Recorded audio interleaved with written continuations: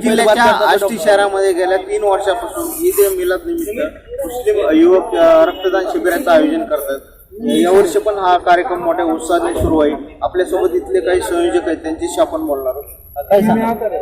ईद ए मिलाद निमित्त आम्ही 3 वर्षापासून हा कार्यक्रम आयोजित करायला लागलेला आहे. आष्टी शहराचे प्रत्येक नागरिक यात संपूर्ण आम्हाला पाठिंबा आणि ती रक्तदान खुशीने करतात.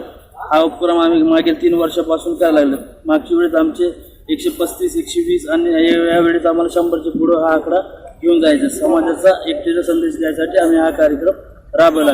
अजूनही काही युवक आहेत, त्यांच्याशी आपण बोलणार. तुम्ही काय सांगा? ईद ए मिलाद निमित्त आम्ही मागच्या 3 वर्षापासून रक्तदान शिबिर आयोजित करतो. जसे आमच्या सहकार्याने आता सांगितलं की दरवर्षी 130 पेक्षा जास्त रक्तदाते दरवर्षी रक्तदान करत असतात. समाजामध्ये विशेषतः तरुणामध्ये या रक्तदानाची जागरूकता व्हावी, कारण रक्त हे कोणत्याही जगाच्या कारखान्यात बनत नाही. ते माणूस रक्तदान करूनच उपलब्ध करू शकतो.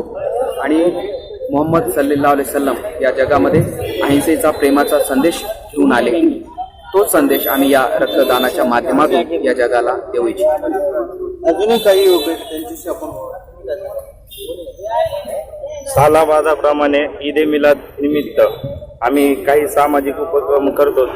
रक्तदान शिबिर, ग्रामीण रुग्णालय आष्टी येथे बेडशीट, शाल वाटप, फळ वाटप, दारुल यतीमखाना असे सामाजिक उपक्रम करून आम्ही ईद ए मिलाद हा सण आमचा प्रेषित मोहम्मद सल्लल्लाहु अलैहि वसल्लम यांचा हा जन्मदिवस आहे. ते त्यानिमित्ताने आम्ही हा सामाजिक उपक्रम करतो. आणि रक्त खरं सांगायचं गेलं तर रक्त हा तयार करता येत नाही, म्हणजे कोणती कंपनी असं नसतं.